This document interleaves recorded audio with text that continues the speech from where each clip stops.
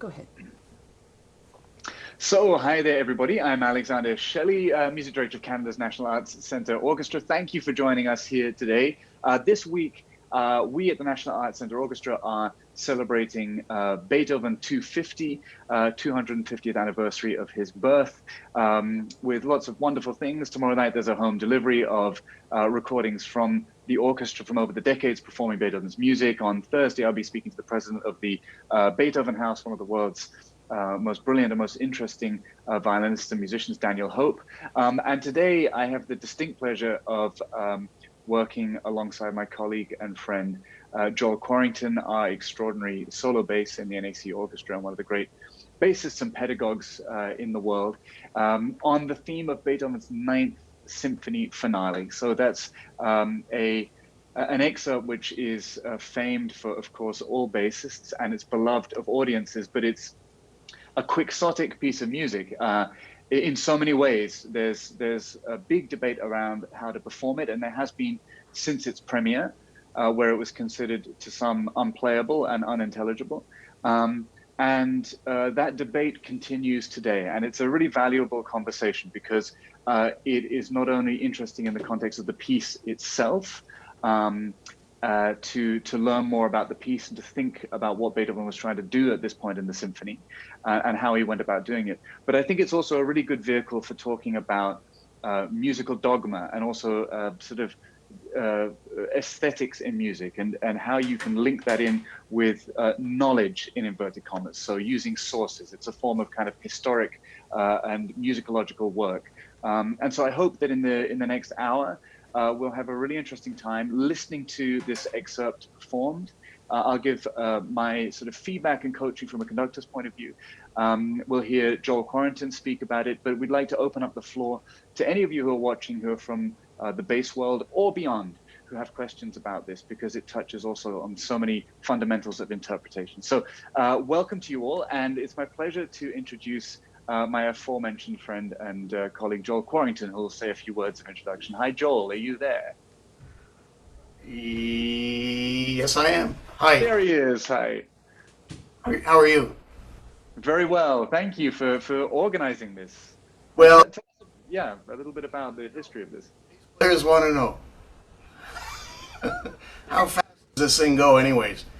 At any rate, I'm really happy today that we have an outstanding young bass player from Toronto, Peter Eratostene, who is a young budding professional, exactly the sort of persons out there on the audition trail, and not a student of mine, so I have not tainted him with any bowings or tempo ideas. He is the real deal, and I know that he's been doing some outstanding projects and things lately. I'm really happy that he's here, and please welcome Peter. Hi, Peter. So yeah, it's great to have you with us. And we had an aborted attempt at this a week or so ago, and you were set up and you had your headphones and you'd warmed up. And any of you who were tuning in who were expecting it to happen, we're so sorry. The world of the internet just took over and we weren't able to do it. So thank you for joining us, and thank you, Peter, for your patience and for coming back to us. Just before we dive into this, have you had the opportunity to perform this yet? Within a section in an orchestra? I have not. Okay. Just auditions.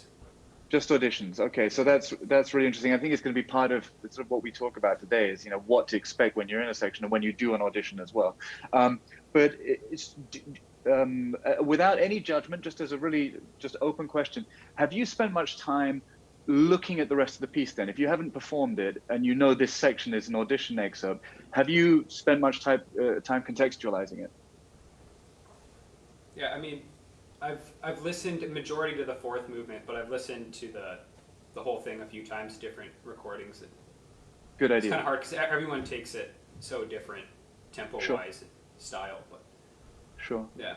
Okay. Well, it's something we can touch on afterwards. Is how much one wants to form one's own solid sort of musicological opinion about how this needs to go and how much one does what you did, which is listen around at how people take it. So anyway, why don't we start with the music, and then we can work and talk. Okay, so Peter's going to be diving in the first entry after the very opening tutti of the beginning of the fourth movement.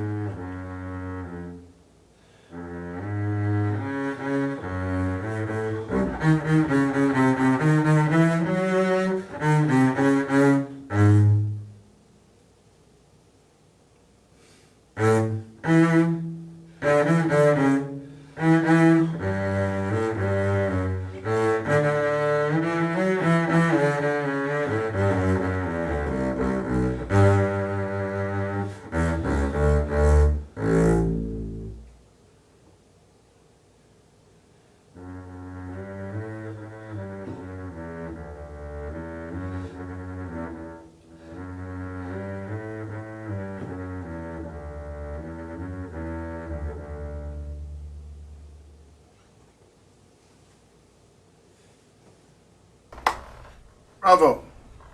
Hold on, I have to unmute. Yeah, bravo from me too. Thank you very much indeed.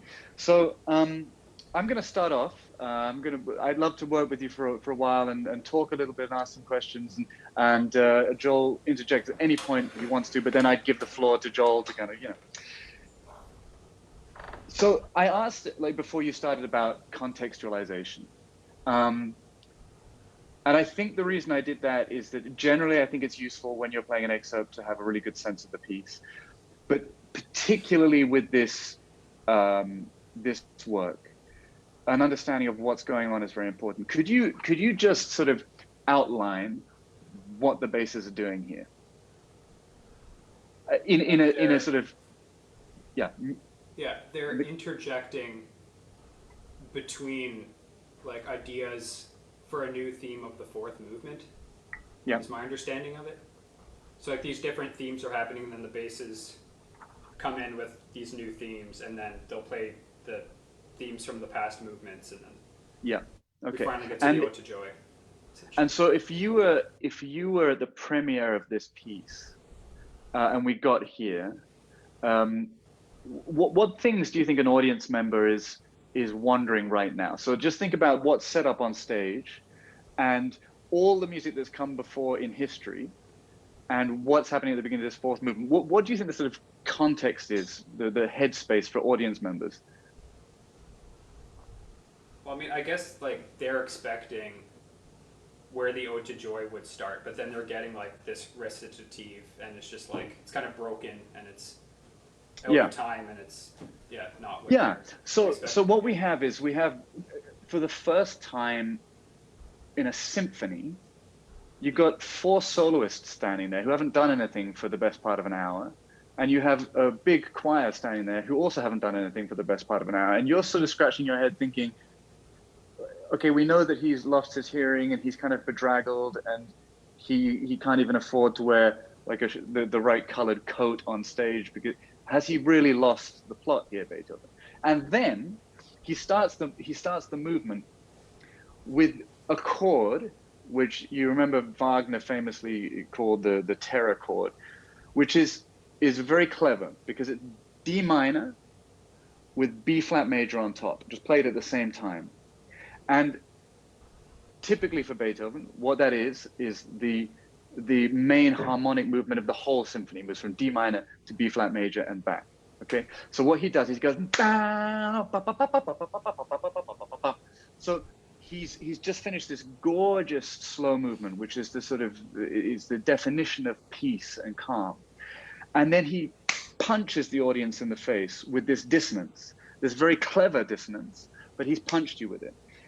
And so they're kind of in a state of shock. And so the bassists here then need to find the sound that defines the moment. And they have a whole bunch of things to think about, which we'll go through in order. But first of all, I want you to just have front of mind the fact that in all of music, Western music history until this point, this is one of the most cataclysmically astonishing moments. So the sound that you create on your first A needs to be representative of all that's come before. You've heard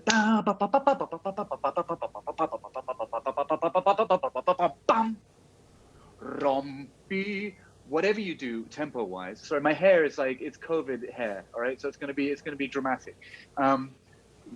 Whatever you do, whatever tempo you choose, and we're going to talk about that now, the focus and the intent of the sound needs to actually be quite extraordinary. And of course, you need to balance that up with the fact that it's only forte. There's room to develop. We have a fortissimo coming later on, which also needs to be more clearly defined than we heard it from you.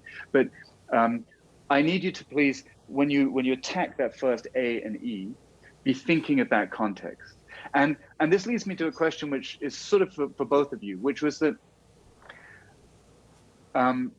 listening to the excerpt, not leaving time for what comes in between feels very wrong, right? And so I have a question for you both. Is it simply a given as a basis in your auditions that you just skip it, that you don't leave the imaginary time for the responses to your recitative?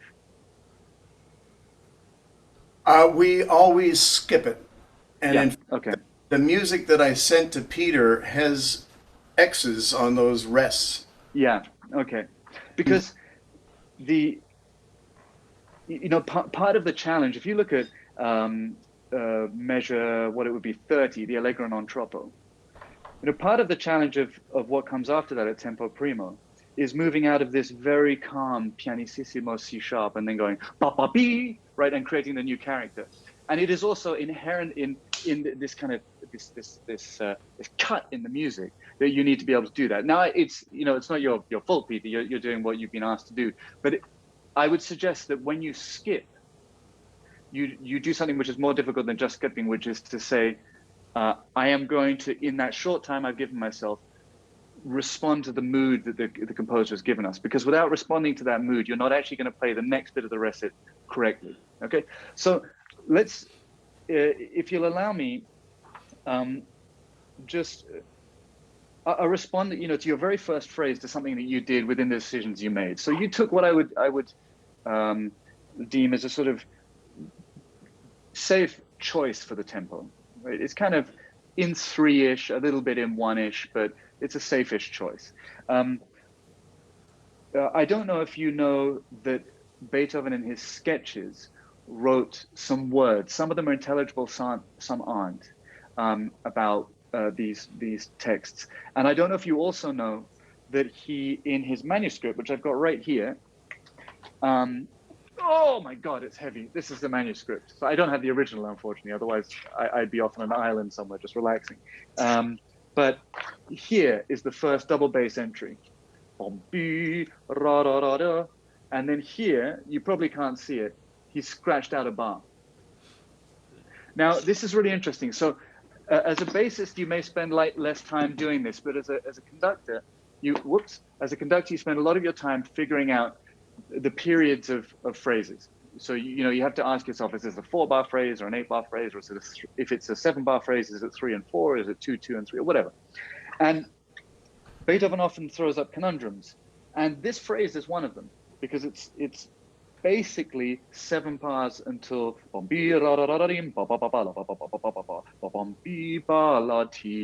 you take that as an arrival, as a heavy bar again, then you say it's sort of 7 bars from the pickup. or you say that's an eighth bar. But either way, you have some conundrums there to figure out. Now, the reason I mentioned that there's an empty bar there is because he actually originally wrote bom pi ra ra ra ri ti ra ri ra ra ra ra ra ra ra ri ri. So he added an extra bar, which helps you to solve that question. It is in fact an 8-bar phrase with 1 bar left out. But we'll come back to that in a second. Anyway, he wrote a text under this. Now, the reason that's useful to know is that it is intended as spoken word. So what it looks like on the page does make sense. It is a recitative that has been notated. When you played it, you sped up in the 4th measure, so the B flat, E, F, G. I just want to ask you, was that just happened by happen chance, or was that a deliberate plan? Yeah, I've been doing that. Yeah, it's kind of. And what was the reason for it? I kind of wanted to rise into the G, just like picking up the tempo. I just thought. Which maybe just play the first phrase one more time. Let's just have a listen to that. Yeah.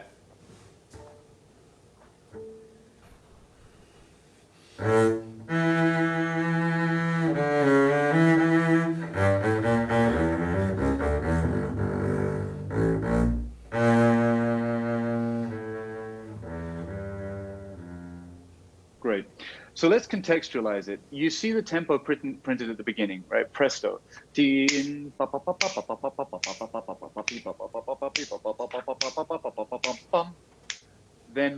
you started. Tell me about that choice. Is it mainly because you've heard other people do it, or? Yeah, I've been listening to the Muti version with Chicago, and he does it quite a bit slower. But I've kind of been doing the rest of it slower, even though like the 2D sections seem faster. Yeah, and so what does he? Let's go back. Let's imagine away recordings for a second, because we're all so influenced by them, and there's so many beautiful recordings that, including Muti's, they're stunning. But let's just pretend we lived in an age before recordings, and this is placed on your page. So what would the first pieces of information be that you took on board? I guess tempo and dynamics. So yeah, and then also you may see it selon le caractère d'un recitative, mais in tempo. You see that, yeah? Yeah. So in the character of a recitative, but in tempo. Okay, so if you had that presto and you had that information and you were given that by perhaps the greatest composer who ever lived, what would you start off by doing? I would play it pretty much in tempo, but take certain sections of it and slow those down. Why? Because he wants the recitative, but mostly in tempo, I guess, is how I'm taking it. But. Well, he just says in tempo. He doesn't say mostly in tempo. Oh, fair enough. Yeah. So let's just, I'm just being devil's advocate. Let's just say all we have is the written page. Mm-hmm. So for me, it's quite clear. You play it in the style of recitative, so a sung as if you had text, but you play it in tempo. Now, the reason that I start there is because I have no reason to do anything else. And I have to say, if you know his work and a lot of composers from the time, if he had imagined that this was outside of the presto tempo, it is eminently likely that on the downbeat of measure 16, he would have written presto, or on the pickup to measure 18. What's interesting is that he consistently, through this introduction, doesn't do that. Now, this is an area that people get quite emotional about, and it's something we can discuss at length, the question of this tempo. I think as musicians, the starting place for us has to be the written text. It's not the end place, but the starting place has to be the written text.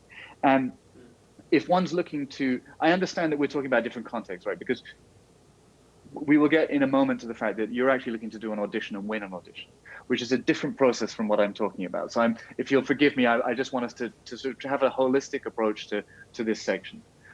If we're thinking of this as interpreters, right, and players, then we're saying he gives us presto, he says, keep playing in the tempo, but in the character of a recitative. And then he doesn't mark a presto again. He assumes that we've stayed in presto tempo. The next entry that there's a tempo change is the Allegra Non-Tropo, which goes back to the tempo of the beginning of the piece. Then he goes to tempo primo, which is presto. And then he does a little ritard, then poco adagio, then goes to vivace with the tempo of the second movement, then back to the presto, then the adagio cantabile, then back to the presto.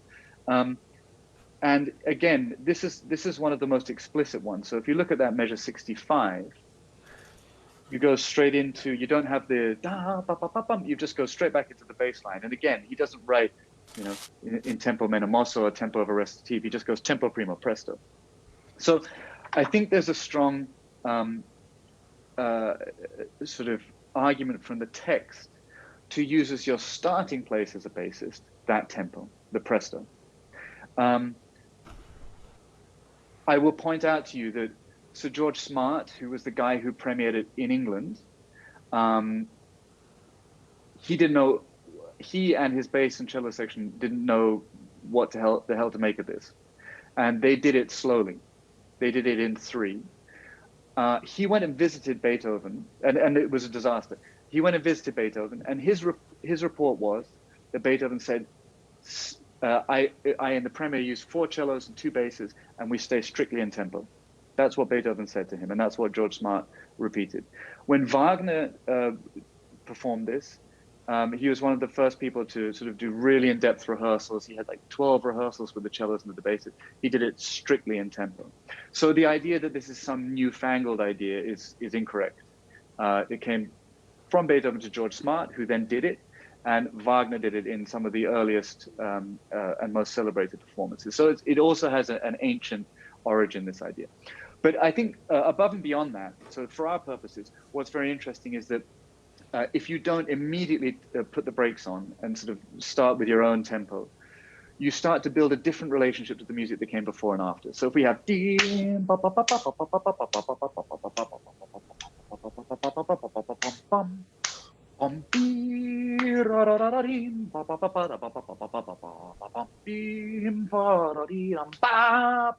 see? If you're able to just clear your mind, which I know is hard because we all grow up with magnificent recordings that do lots of beautiful different things. If you're able to clear your mind, you suddenly think, you know what, that has an extraordinary power to it. And it actually gives the section, this introductory section to the last movement, a great deal of cohesion. And what you do is you allow Beethoven to choose where to change the tempo. And he chooses it in the moments where he says, now we have a new tempo. So I think for you, for practice, an interesting thing to do is stick on the metronome at 66. Let's start with a really brutal version. Stick on the metronome at 66 and see what it feels like. And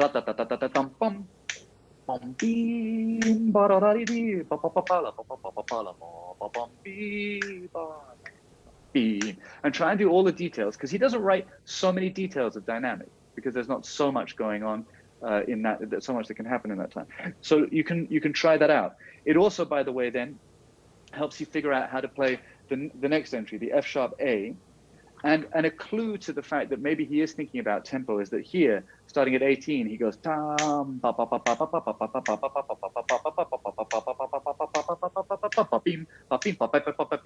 yeah. He doesn't say that your interjection, the F sharp A, should suddenly be slower, then the orchestra goes back in tempo and then slower again. He assumes that yeah, that you're going to have that interaction. So try it out, and it also solves then. These are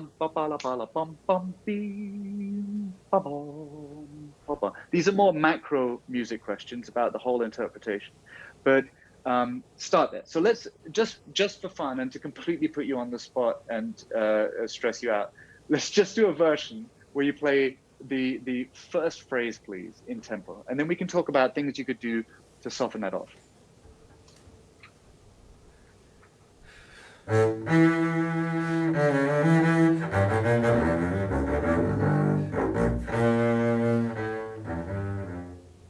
Great. Let's just try it one more time. It's actually a fraction quicker to begin with.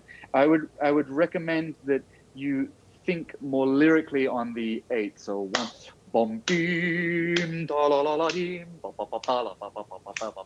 Don't think any rush through those, but start with a slightly quicker basic tempo, ba ba ba ba ba ba ba ba ba, around there.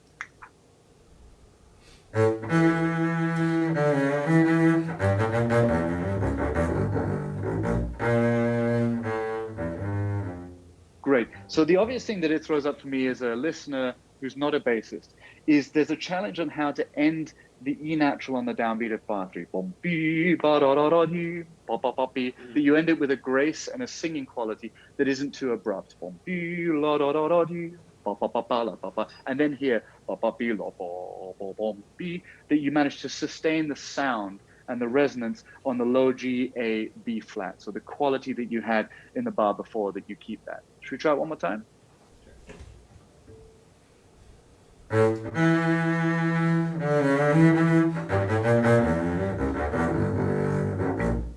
you able to? What I hear in bar 3, I hear the contact on the string just before you retake. A slightly lifted quality to the E. Let's just try it.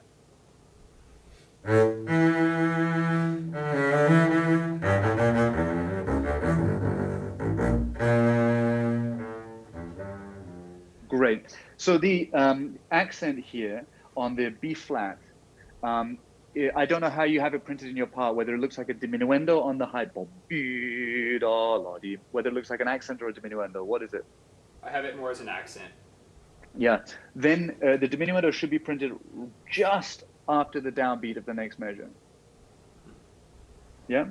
So Yeah. I think if we're thinking of kind of the architecture of the phrase, the E natural that you play first after the pickup and that B flat are our two supporting columns.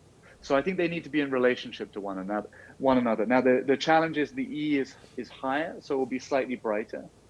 And also you're slightly less stressed out when you play the E, so you're thinking a bit more about the sound quality because you haven't done all this stuff before it. But if in your mind's eye, or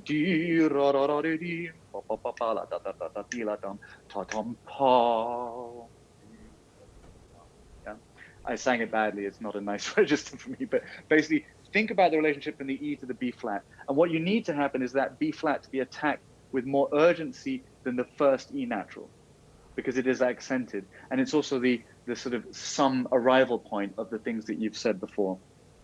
I still find that in measure 4, where you have the stream of 6/8 notes, within this tempo even, you need to just be able to speak them more clearly. So just please a little bit more quality on each of the notes.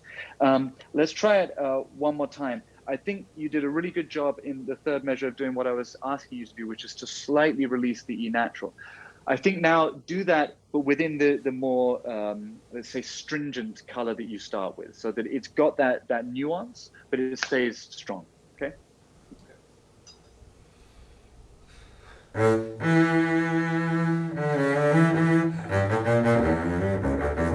Sorry, Peter, can I just, so sorry to stop you. What I'm hearing, what I feel like is that the is just a way of colorfully linking the two main structural aspects. T T pa pa pa pa P. T team pa pa pa pam. Team ta da da da team pa pa pa pim. So think please of connecting the first E and the second E and not cutting too much. So T da da da da team pa pa pa pi la pa. We'll try it out. 1, 2.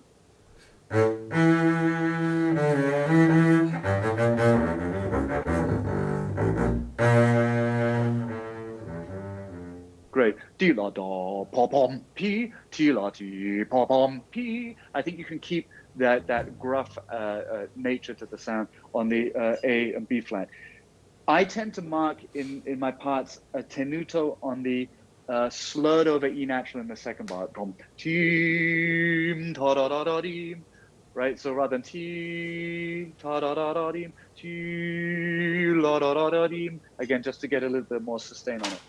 If you were imagining a word on the first note of this phrase, what would it be?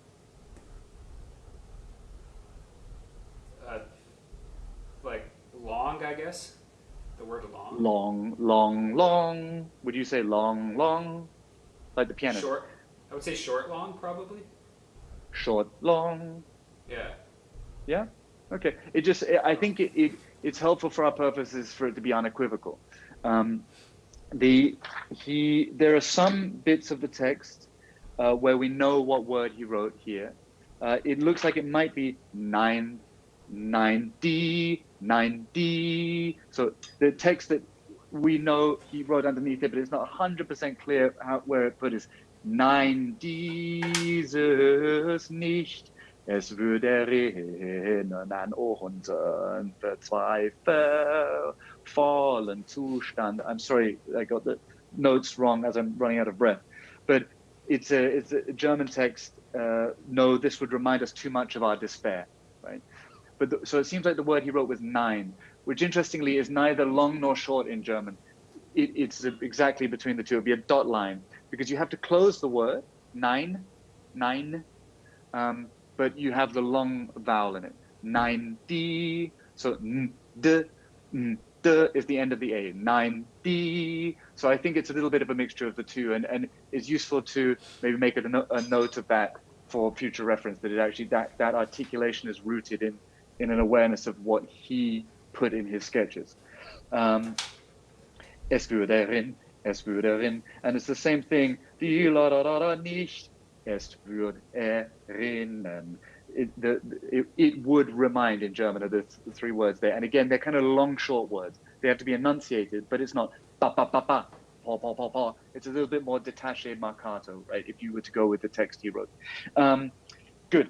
So let's go on, please. I'll sing the opening tutti badly, and we won't be able to align over this, but let's give it a go. And then you can play your interjection. Okay, we'll continue.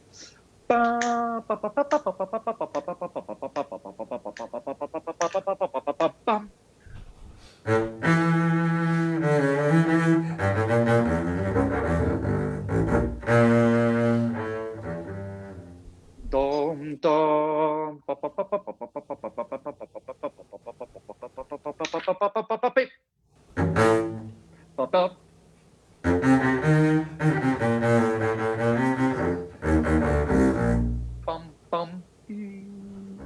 Great, super.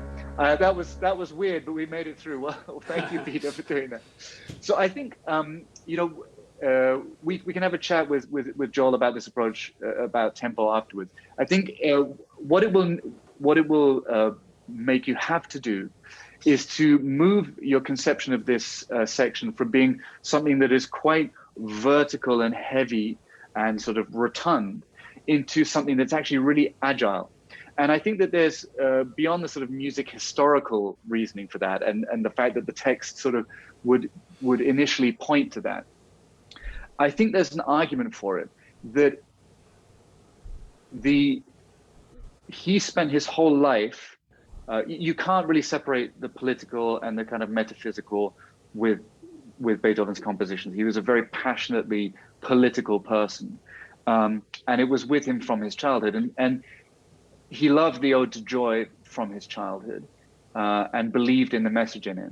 And he, at the risk of sort of repeating things which are very well known and obvious, I think it's useful to remind oneself that he lived during the Renaissance, and this idea that there was change afoot, that instead of authoritarian regimes running your life and you being dictated to, a brotherhood would arise of rational, clear thinking individuals who could then form a more equitable society. It's a process that we're still in, and a lot of our thinking and our rationale stems from them. Our idea of what an ideal society is, which we take for granted, didn't really exist until that point. And he believed very much in it, and he was one of the sort of leaders in that movement. And then one of his idols, Napoleon, in whom he had so much hope, turned out to be an authoritarian as well, and dashed Beethoven's hopes, right? And this piece, this final movement, is a response to that. It's his response. It's saying the brotherhood of man is the most important thing I can think of, and I want to express that. So at the beginning of the movement, there's this desperation and there's this urgency, which I think it's useful to practice. So picking it up and saying, how do I sound like I'm speaking? How do I remain very agile and within this somewhat frenzied state? And maybe a controlled frenzy is a good idea to have in mind.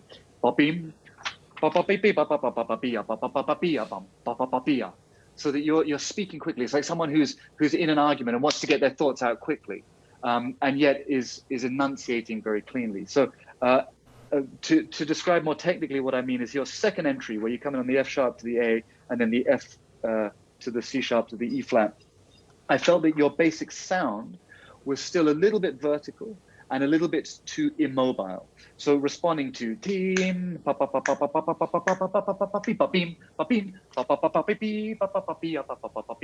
you need to actually be really virtuosic there, but avoiding too strong a staccato, I think, because you're looking for that sung quality. And remaining in a declamatory sound, but only forte, because if you see in your next entry, you make that sudden step to the fortissimo on E flat. So let's just try that second entry, please. One more time, maybe thinking a little bit more horizontal, a little bit more détaché, and remember that you have a group around you who can add the weight of sound.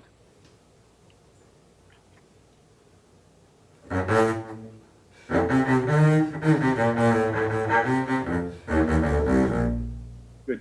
So it's hard. I respect the fact that I'm asking you to do something which is hard at the best of times, right? To play this particular excerpt in tempo is very, very hard. Just a reminder to listen to the harmonic development that your recitative is outlining. You will remember that in all recitatives that are well written, it's not just notes. It's outlining the kind of a psychological state of affairs. So you start off on a diminished chord, you play an F major seventh chord, right? So that's leading us to which key? F major seventh. B flat. B flat major, exactly. So we're back to this game I was talking about. This game between D minor and B flat major. So there is that sort of metaphysical nature to that. Okay, and even when it's happening quickly, you're thinking, okay, this could be leading us to the optimism of B flat major. And in fact, your resolution looks like it's going to do that. Okay, so you resolve across the bar line with a suspension C to B flat, and then it's the cadence of the orchestra that takes us back into A major and implying D minor. So let's just do it in a slower tempo, please. That entry, thinking about that harmonic aspect. So maybe 1, 2, 3, 1 bar B around there.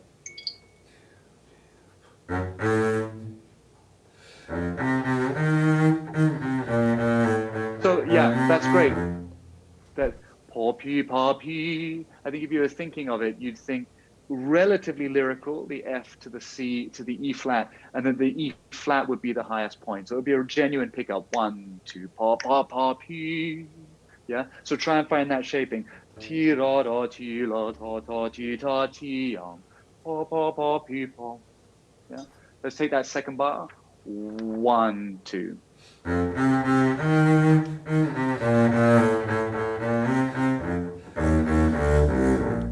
Great. You'll notice when I sang it, which I sang badly, but even in the slower tempo, I'm trying to, because the music really is written in one, right? Poppy, poppy, poppy, poppy, poppy, poppy. If you start thinking of like that, it starts to sound anachronistically slow, right? Actually. Because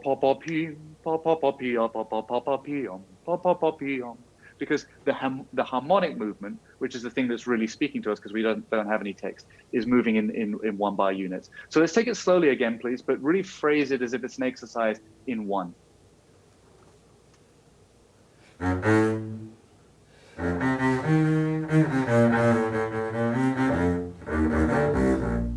Great. And I think you just need to watch the pitch of the E flat. You need to really poppy, poppy, pee, pee, pee, pee. Make sure that you're checking that it's really centered. Okay, let's go on. I'm going to ask you to play that phrase one more time and then hold the C sharp, which may have been crossed out in your part, and try and attack the next bit. Okay.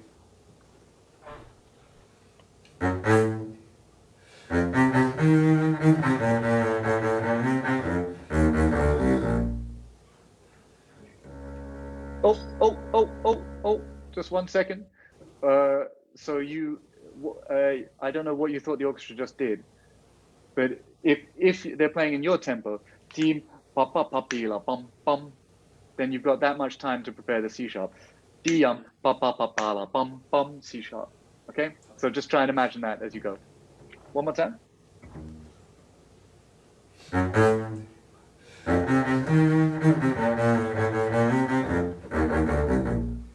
Good. I apologize, Peter. I asked you to do one thing, then I stopped you for another thing. I'm just interested about your decision around stroke here. I know I'm asking you to sort of think on your feet because you haven't prepared it in this tempo, but tell me about why you're playing so staccato, or rather why you've got such a sharp attack. I don't really know, I guess. I think I was just... Okay. Yeah. I think at least basically, as we speed it up, we need to be more careful with our use of energy. We need to use it quite consciously, because in the slower tempo, pa pa pa pi, pa pa pa pi, pa, you can attack everything quite forcefully. But if you take that same amount of attack and you just compress it into a small space, it starts to become unintelligible. You know, ta ta ta ti, ta ta ta ta. I'm not saying it's what we're going to do at the end, but I think it's a very useful process to have gone through, because actually what it means is you're going to be slightly more horizontal and slightly less front end. So let's just try with one. So thinking of a p or a b as the attack.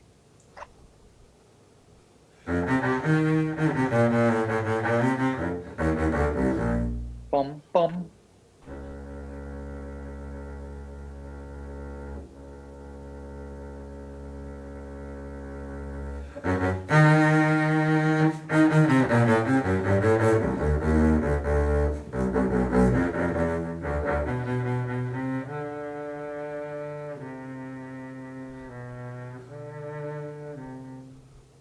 Right. So when you're looking at the where he's printed the diminuendos, I think two things happen in our mind. One is we're quite used to that diminuendo being played a bar and a half earlier in this section that you just played, which is a plausible musical approach. You know, there's lots of ways to do this that feel nice and sound nice. If again we're going to go back to the printed page, let's just start from there. The diminuendo really is printed late compared to where you often hear it. So what one needs to do is ask the question, okay, how do we make that sound plausible? Basically,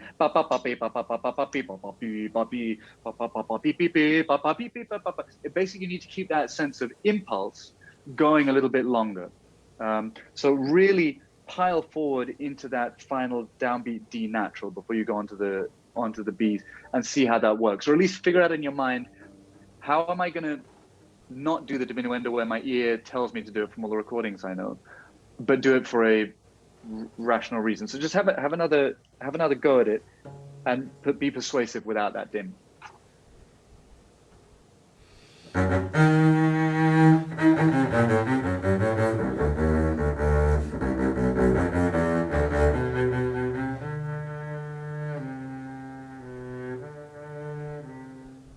Right. So that corner becomes really hard, even harder when you start from the point of the original tempo. And actually, I think one needs to make a lot of magic. I think you can take fractionally more time if you so wish to, and have potentially the Adagio cantabile tempo in mind that's coming later. But it's really the coloration of the Bs.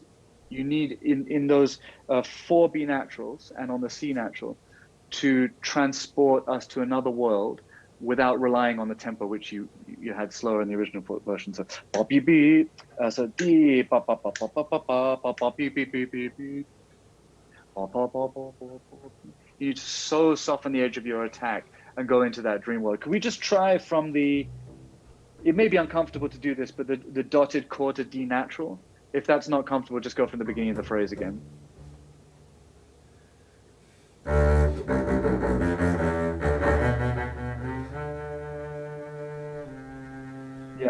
Let's play it slowly, please, from the D natural. Let's play it slowly from the D natural again, thinking a lot about what kind of articulation you're doing.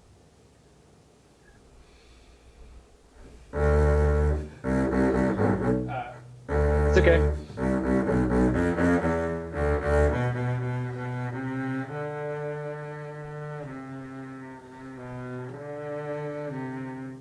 Yeah, I think that the distribution of that retard over the last 4 notes could be somewhat more even. T pa pa pa pa pi pi pa pa pi pi pi pi pi pi pi. So you could maybe start really where the R of the retard is to evenly distribute that. I heard it a little bit more in the last 2 eighth notes. Try one more time in the slower tempo.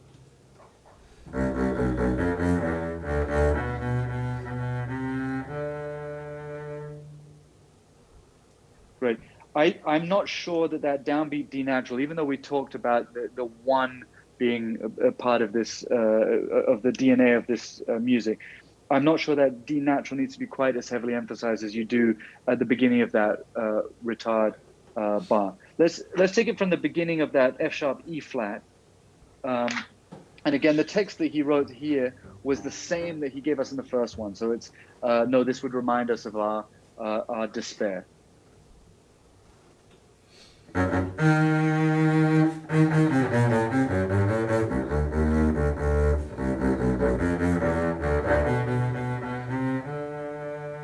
Yeah, can you, bravo. I would, having said that we go more to taché, bearing in mind the diminished chords that you're hearing in measure 40 and the fact that he refers to despair again in his text, I would go slightly more marcato. Ba ba beep ba ba ba beep ba ba bee until you get to the E flat. I feel like you can make more magic on those B naturals still. It sounds a little too detached as you go through the end of the bar. Oh gosh, we only have 12 minutes left. I'm talking way too much. We need to hear Joel give some. Let's just finish off that phrase, then play it one more time, please. Make as much magic within the time you've given us as possible onto the D, and then we'll go to the next entry.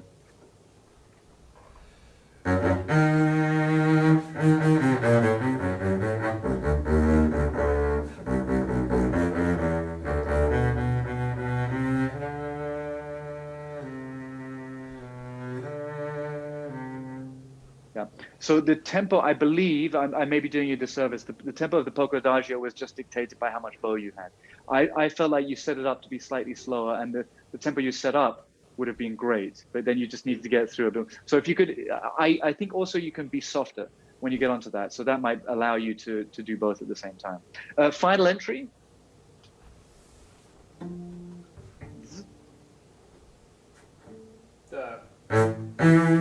No, I'm sorry, the one before that, so the penultimate entry, the next entry.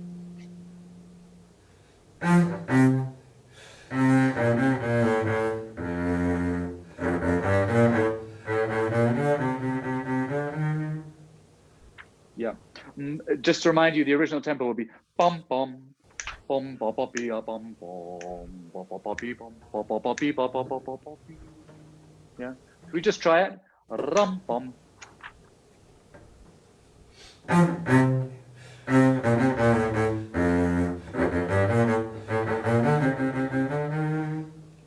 Great. So much more needs to happen through control of articulation and note length in this tempo. If you were to sing it, you'd probably sing bum bum bum ba ba be bum ba ba ba be bum ba ba ba be ba ba ba ba in the right octave, right? You'd probably choose that kind of set of articulations. I may be wrong, but if you could try and copy, I'll sing it one more time. Bum bum bum ba ba be bum ba ba ba be bum ba ba ba be ba ba ba ba ba. If you try and copy that.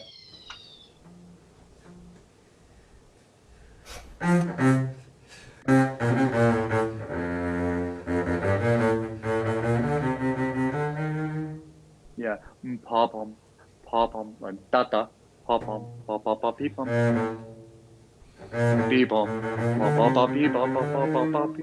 Great. And I find in all of these phrases, the release note on the second beat is quite hard. Bim bom, bom pa pa pi pom, pi pom, pi pom. How you play pia pom, rather than tia ta ta. Not a ta, but a pom. So you close the note in a short time. You have pim pom, pim pa pa pia pom pom. One last time.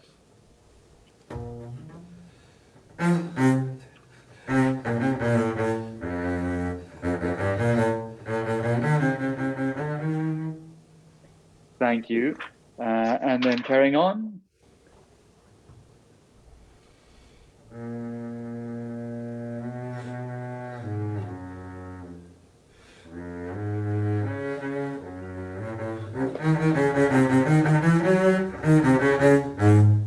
Great. So again, in that phrase, you did in tempo what traditionally happens in the slower tempo, which is that the B sharp and the high D sharp didn't feel like they were part of an organic crescendo, but rather the high D sharp was suddenly louder. So yeah,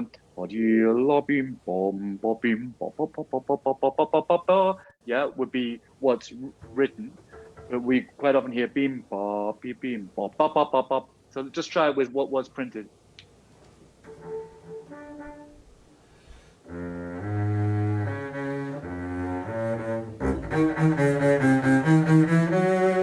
Yeah, that's not what's printed, right? You're basically playing the fortissimo from the D sharp. It's what's written is ta di di la di bom bim bom ba bom ba ba ba ba ba ba ba ba ba ba bee ba ba ba bim bom. Yeah, with the right notes.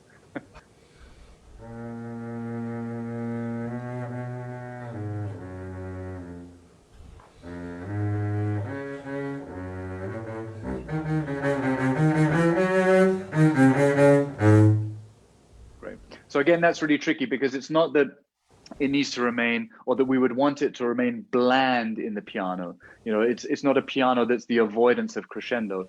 It's a piano that does have an intent that 5 bars later you're going to explode into this fortissimo, but that you color it so that the intensity is building already, but you don't resort to the simple use of a crescendo. So the coloration of your sound and the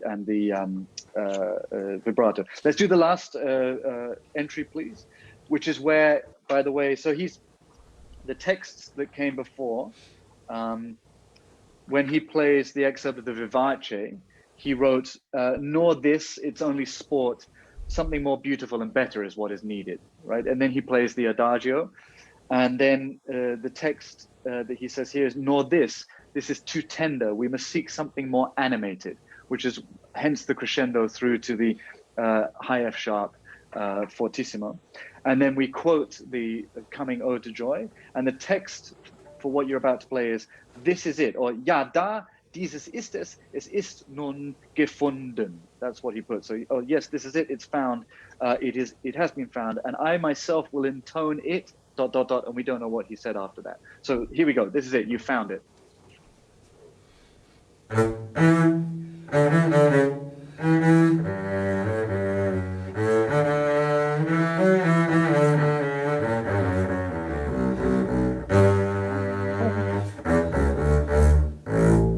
Yeah, great.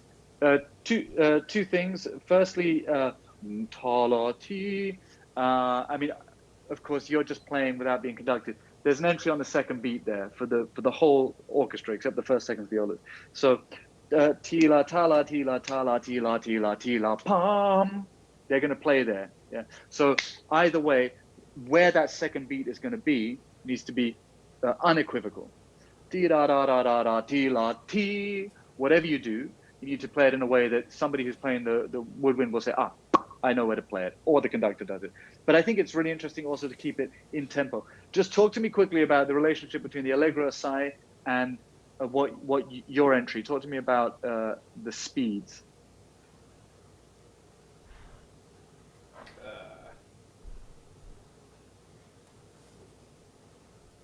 Because so you got to remember, you got bum bum ba ba beam ba beam. So it's an interesting one. You need to, for me, in an audition or whenever you're playing this, indicate that you're clear, that you have a slightly different tempo relationship in the pickup to what you've had at each time before. So it's maybe useful to have bum bum bum ba ba beam Bum, bum, and it's a much more actually interesting use of time than the pom, beam, papa. Yeah, just give it a go from the Allegro side. Imagine the Allegro side and then play it at the end, please.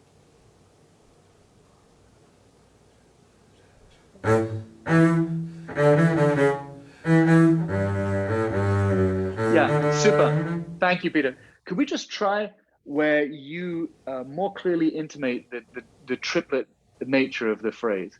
So, ram ta ri ri ri, pom pom, pa pa pa pom, pa pim pa pa pi. Do you see what I mean? Because then it's a more sophisticated interaction of duplet and triplet than if we just pretend it continues duplet.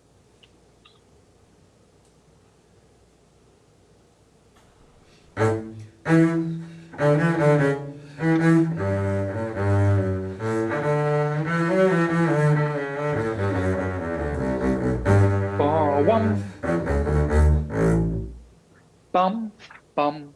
Great. I'm going to put a full stop here. Thank you so much, Peter. I'm here and we'll keep discussing. I'd love to hear any points that Joel has to make, which will be plenteous. Joel, jump in. Thank you. No, that was all great. If Kelly, can I screen share? Absolutely. Okay. I want you to see this thing I've got here, where I've. Can you see that? This is actually the manuscript, and I've like taken out all the little bass bits, you see, and strung them together. Nice. This red crayon is actually Beethoven writing in the part. So a lot of these things emphasizing the dynamics, for instance, this thing at the fifth one where the crescendo is, yeah, he was pretty clear that that's where the crescendo goes. It's a 4-bar crescendo to fortissimo. It also clarifies, I mean, they're weird for sure, but where the slurs, these sort of melismatic things at the end and where the slurs are. And also, I love this thing in the third bar up here at the top, like this extra bar of eighth notes. Like, what was he thinking? He was like doing like a jazz riff or something, was he? Well, that's also, by the way, if you're trying to figure out the periods of the Fifth Symphony,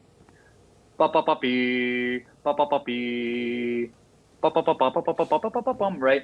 It's always been a conundrum why there are the extra bar of rests, and does that change the whole, like, where the different downbeats or the heavy bars are and stuff? And that's also something that he added later on. So in the original conception, it was 4 straight bars, both with the fermatas, but he obviously wanted to elongate the second fermata. So at this stage, he made some decisions, this late stage, which the absence of, so not being aware of what he originally wrote can sometimes leave you without a piece of the puzzle, which would be very useful. So it's great to know that that's there. Look, I can be brief because there's other aspects about this I would like you to talk about more, but I wanted to say to Peter and to bass players that might be watching this that to make this tempo work, you've really got to throw out everything you think you know. I mean, forget about bass technique. Forget about. It's not going to help. You've got to think way beyond that. And Peter, I know that you're doing, what a lot of guys do, but there's no way you're going to get the articulation, the intensity with the rosin that you've got on the bow. It's making you play too close to the fingerboard. It's not opening up all that amount of string that you need to get all of these colors. And there's so many colors that you need to make this this speech work that make it sound normal and not too pokey or something, Yeah.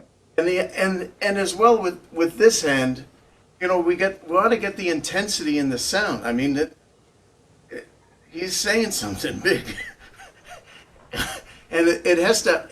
I mean, I'm all for vibrato and intensity there, but the vibrato also from the bow, like being able to get into the string that way, both ways. Why not have both ways to get intense? Because it should be, I mean, Yeah. brutal intensity at times, and then so soft and the sort of even the Beethoven dolce sound that's so unique, and that's soltasto. And by the way, when you came to do the Ode to Joy, which has to have such a special, most special sound imaginable, you're the cellos and the basses are teaching everyone the new music, the new sound, the brotherhood. It's such a prayer-like, you know, to be stuck about how you're using the bow with rosin. You don't want to be doing that. Plus the legato, and like absolutely. So like traditional, you've got to think way beyond the technique. That's why I love this excerpt so much, because it was revolutionary in 1826 or 26. It's still revolutionary today. It's revolutionary about how you play the bass. You can't use the old ideas. Even in that first thing, yada da da dum, you know, da da da da da. You need three notes in the hand, yada da da da, and then you still need color there. You need in the bow, you know, the retake, like after that last E, yum ba ba ba bum. You've got to pick up the retake out of the air, and it's not like Exactly. we can't go back to a textbook and set it down on the string and ba ba ba like that. It's all in motion like this, and so that's why this is such a marvelous excerpt. And if I was on an audition committee, I would be listening this way, absolutely. For I don't want to hear, some Furt Wangler thing. He's not around anymore, and I need to hear way beyond that. With all of these things I just mentioned, thinking way beyond the technique of the bass as we appreciate it nowadays. I would thinking about what you just said, Joel. I think that if one spends time practicing it like this in this tempo and thinking about all the challenges and what it means about articulation and sound, that if you then do make the decision for an audition, and this is maybe something we can talk about now briefly, how one goes about that, but to slow it down to something closer to an average traditional tempo, let's say, that you can still play it in a way that that has the essence of that quicker tempo. So there's certain aspects of how you then phrase that are obviously related to the quicker tempo rather than just, independent. And so I think you can do yourself a service there, because you can still play in the somewhat slower tempo if you want to do that, and if it feels appropriate, but it's infused with that knowledge. So it's a very good exercise, I think, either way. And yeah, absolutely, it can be slower, but I would still want to hear all of the beautiful colors and vocal things of the rest that would bring to bear. I would still be looking for the same things in the, like, say, the when you have a dotted quarter note, and how you resume, how the retakes go, the resetting of the bow, and so forth. You can make just for those bassists listening, or anybody listening who thinks about the word recit, just a reminder: if you think through the opera that existed pre-Beethoven, and let's think particularly about Mozart, the way not to sing recit is to sing it slowly, melodically. Recit, it sounds like that when you haven't yet internalized it. When you're singing recit properly, it has all of that detail, but it's like spoken word. That's what recit is. So it is inherently something that moves and isn't that moment of pause where you sing an aria or a duo. It goes by quickly. It's no less meaningful, and it's very, very difficult to be a really excellent recit singer, because what it means is you have to internalize all that stuff and then say it quickly as if it was the spoken word. So I think that's another reason to look at that afresh, just to remind oneself what it means when a composer says this should be played like a recit. Recit, if you listen to great Italian Mozart singers, it's quick. Yeah. Talking about Beethoven tempi for a second. So, and I think people want to, like, I think that I'm sure that people are very convinced that wow, we've not really been playing what Beethoven wrote at all. But I was thinking of some other things that we sort of let slide, like Beethoven 5, the trio, the third movement. That goes quite. We usually play that much slower. I meant to say. Oh, okay. Sorry. Yeah. I think that's at 96 Yeah. to a bar, but we never play the trio that fast. Right. Well, it would be pretty exciting. Yeah. Well, we did. Yeah. Yeah. Yeah. Well, look. I mean, I think. This is such an interesting area of debate. A little bit like I was talking to Peter about. My starting point with kind of anything I study is imagine if I just had this in front of me and I didn't have any other knowledge about the piece. So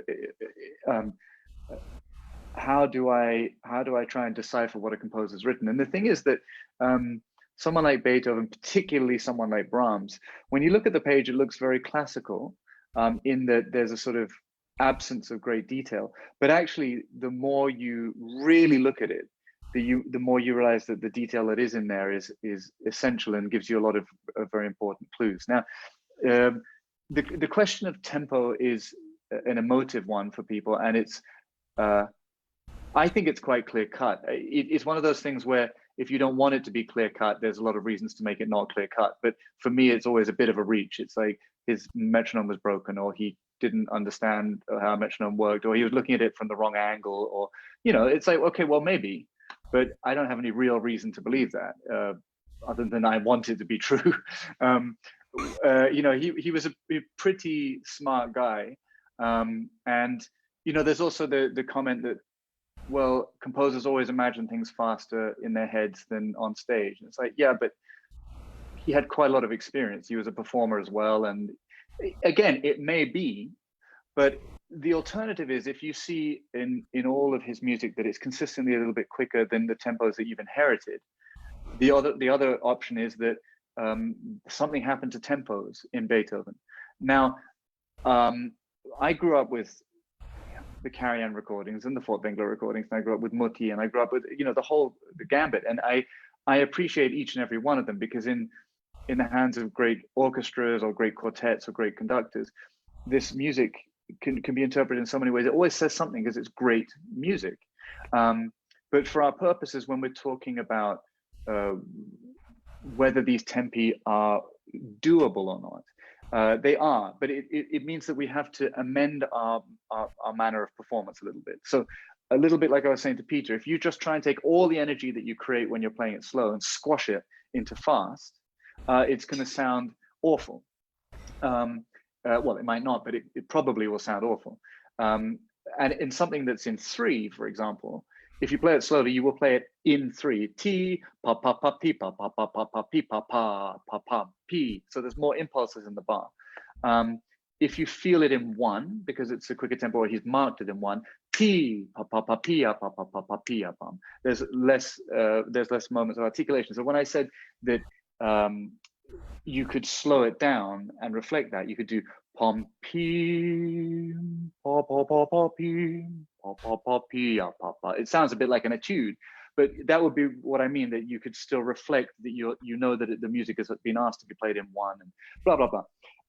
But yeah, the things that are inherent issues in the music of this period and before with modern instruments, like balance between woodwind and brass and timpani, and also then the relationship between strings and woodwind and strings and brass, things that you need to sort out anyway, whatever tempo you're playing in, they become more important when you're playing in faster tempi. So if you look at the first page of the last movement, and if you get a modern trumpet to really play fortissimo and a modern horn to really play fortissimo, you're not going to hear any of this. And on a lot of recordings, you don't hear any of that, right? You just hear da, pa, pa, pa, pa, pa, pa, pa, pa, pa, rather than dee, pa, pa, pa, pa, pa, pa, pa, pa, pa, pa. And that's just because people don't take the time to balance it properly. But if you go pow like that in the trumpets, and just get used to that in this period of music and this language, then suddenly the woodwind become clear and present. And then what the strings have to connect to again becomes more of a consistent line. So there are things that we have to do. I would say that one of the arguments for changing the tempo and slowing it down is that Beethoven was, in his time, always looking for instruments that gave him more colors and more power. If you listen to the instruments that Beethoven wrote his music for, they're really spindly. I'm talking about the pianos here. They produced almost no sound whatsoever. You listen to the piano that he wrote the cello sonatas for, and you understand why there's balance issues with modern pianos, because they couldn't produce any real sustain. They have a very beautiful kind of sound, but it's something completely different.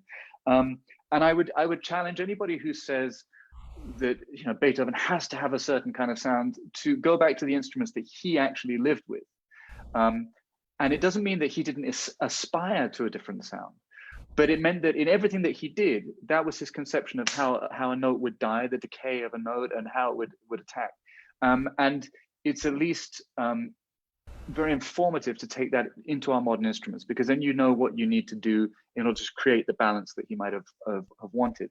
And my contention would be that if one does that, and with training as an ensemble and working it as an ensemble, you can very much marry up the two worlds, which is to bring that romantic intensity that we love about Beethoven, and marry it up with being very close to his tempos. In fact, I can only think of one symphony where there's any issues at all with the tempos, and that's the Eighth Symphony, which basically causes violinists and all string players' arms to drop off. It's almost impossible. In fact, it frankly is impossible on modern instruments, and I contend probably on any instrument at any time, to play it quite in the tempo that he asks for.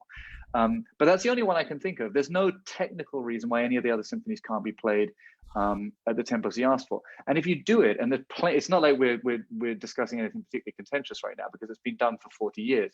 You can listen to a swathe of fantastic sets of symphonies that are played in the tempo he asked for, with a few sort of changes to the sort of traditionally inherited balances and sonorities, and it sounds magnificent. And I think that his to go the other point, so there's one argument, which is that he was always looking for greater sonorities, and he was always looking for greater expressive content. So you could say, well, maybe if he'd heard these instruments, he would have slowed everything down. I think there's an argument for that, but I think there's also an argument that he would have written different music if he'd done that. But Beethoven is so fundamentally rooted in classicism and the clarity of architecture, and that's something that we often have got away from. I think we're back into it now, but there was a period there, and I think in the mid 20th century, where as a musician there was one thing only which was at the top of the tree, and that was sound. And that's beautiful, and it brings with it amazing things.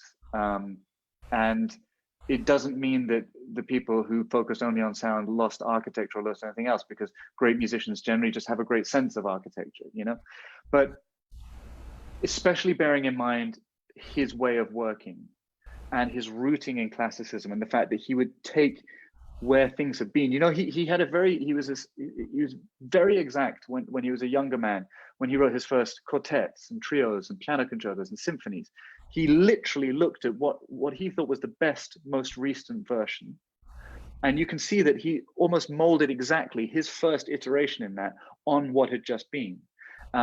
And it's the little deviations that are interesting. It's like, I think it was Picasso who said that an artist spends their life drawing a perfect circle, and it's the deviations that define their artistry, which I think is a beautiful way of talking about interpretation. Because if you try and stick close to what's on the page, it's not going to make it impersonal. It's the little things that you do naturally which will make it yours, but you can still try and adhere to what's on the page. Anyway, I'm going on and on, but I think there are strong arguments in both directions. But his architecture is so important, and if one looks at his metronome marks and what he does within movements, you get at least a very clear sense of how these different movements and sections were intended to relate to one another. And that, I think, is the most important piece of information, because then there are consequences. If you say, I'm going to take this slowly, then if you really understand the relationship of that to the next movement or to another section, another movement, you realize that you have to have consequences in order to be true to his deep sort of musical underlay. Anyway, that's my 2 cents on that. There will be consequences. So does it go fast or slow? Yeah, quite. But talk to me, Joel, about I wouldn't. Well, I'd have some advice to give to a bassist going to an audition. I mean, one piece of advice I'd give is that if it's an orchestra that has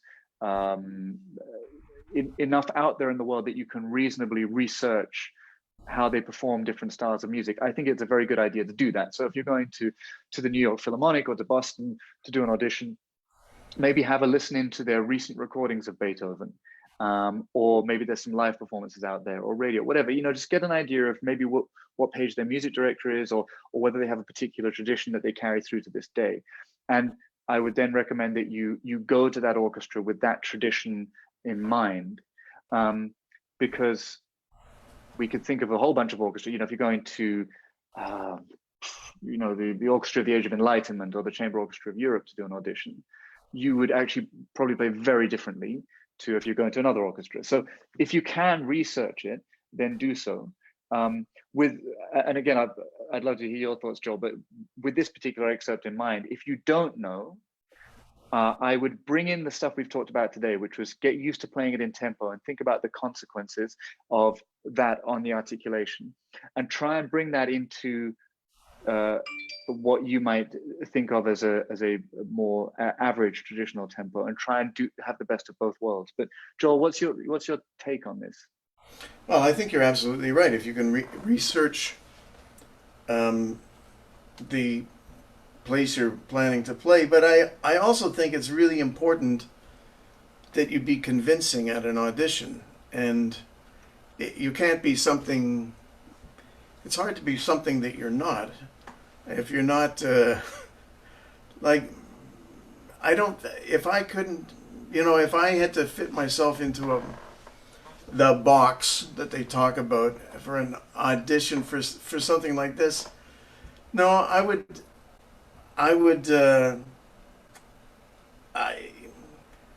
think it's the most important thing is to go there and show what you've got, and if it isn't being bought that day, then tough luck.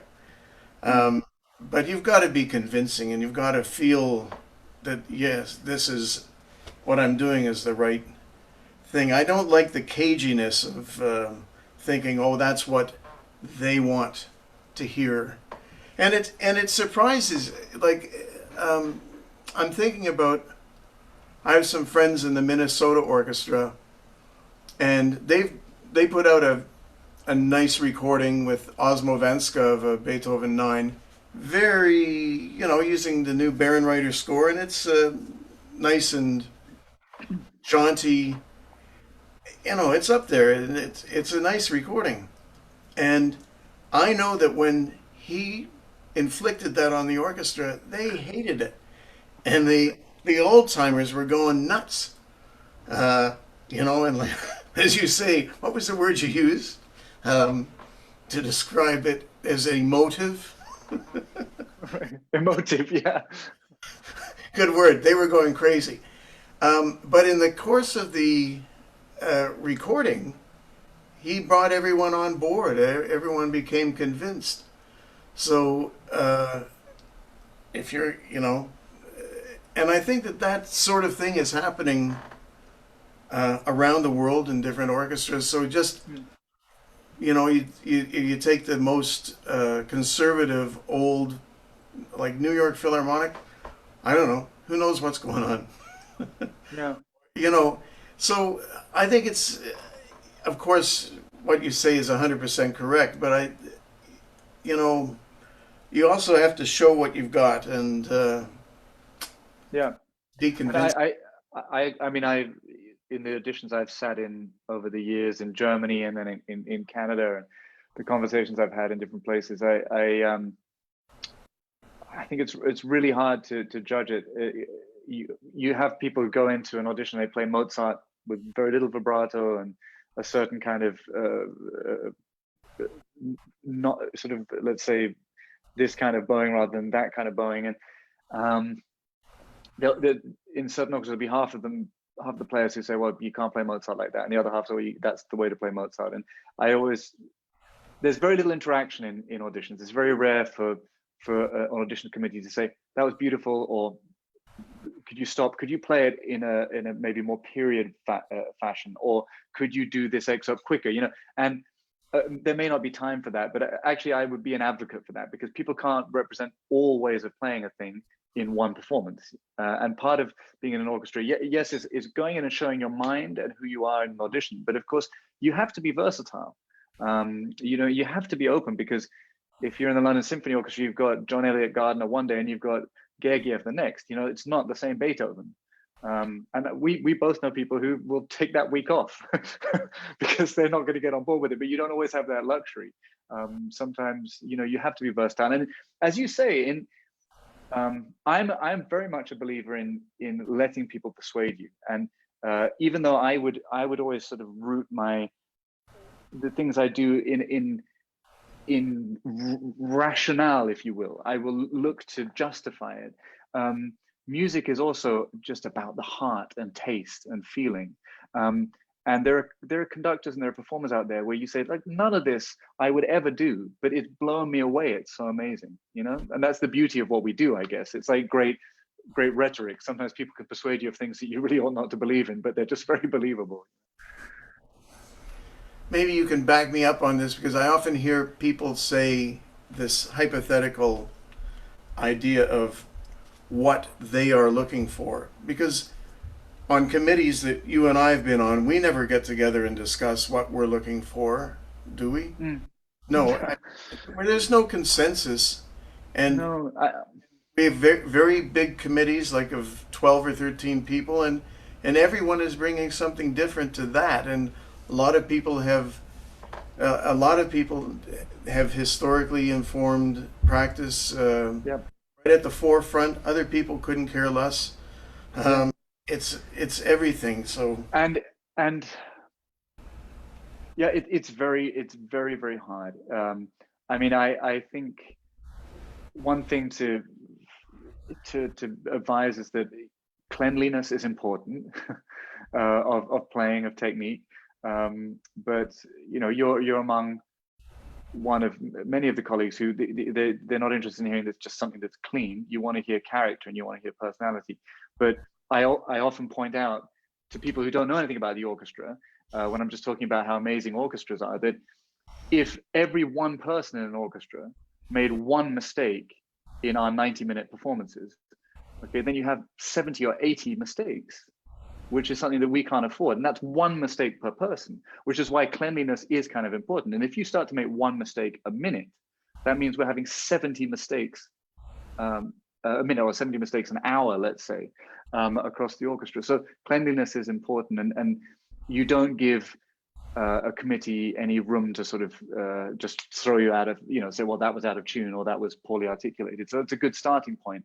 But I think the best thing to do is to try and inform yourself. And one piece of advice I would give to you is that please learn the context of the excerpts that you're playing. Really know the symphonies. It's not a lot of work. You know, you just listen to them, but really also look at the other movements, because you might be surprised that suddenly a motif you're playing is in another movement. And you might not think it makes a big difference, but you'll play that motif differently. And we, in the audition committee, we know these pieces, and we can hear when someone doesn't know the context, and it makes a big difference. So that's a simple thing one can do that will help a lot, I think. Anyway, Joel, is there anything else we wanted to touch on? Because we probably ought to wrap it up soon. That was everything you said today was really bang on, perfect. It was exactly what I hoped it was going to be. And thank you. And Peter did a fantastic job. Hope he's still here. But yeah, that's exactly what I was looking for in this session. I thank you so much. It was just perfect. My pleasure. Yeah, bravo, and, Peter. Yeah, a big bravo to Peter, and thank you for your patience as well, Peter, and for also so quickly responding to what I was asking you to do, because it's very, very hard even if you're prepared to play that stuff so well, and you did a fantastic job. And Joel, thank you for having me here. When we see each other in person, I want to learn the bassist handshake, whatever that is. Now I'm part of the secret club, yeah. And thank you to Kelly behind the scenes for producing everything. It's very kind of you. Joel, you're a genius. We love you. We're so lucky to have you in the orchestra. See you all soon, yeah? I hope so. Bye. Bye. Bye-bye.